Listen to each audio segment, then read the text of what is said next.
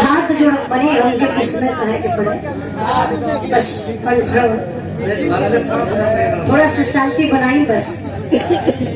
अब इससे बड़ा कोनो हथियार ना,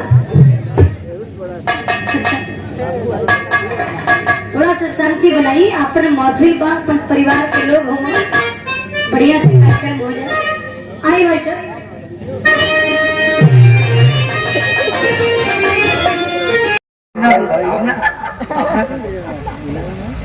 सेट कला हमें मजा मिलत ना।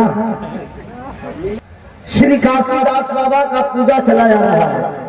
एक तरफ भगवती के रूप में मां बनशक्ति, दूसरे तरफ से काशीदास बाबा का पूजा अर्थात यह भगवान श्री कृष्ण की ताई है। इस पूजा को कराने वाले काशीनाथ यादव कलयुग में शुरू किए तो काशीदास बाबा का पूजा के नाम से यह करा पूजन शुरू हो गया।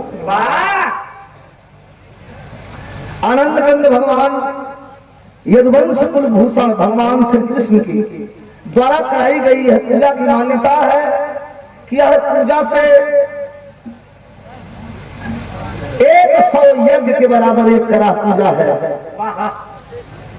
100 यज्ञ करवा ले आप, एक करा पूजन करवा ले, वो बराबर है। आइए चलते हैं उस मैया के चरण में जो सबकी बिगड़ी बनाने वाली है। मन से याद करिए, भले में आपको दिखे लेकिन आपके अंतर आत्मा में उसका वास होता है।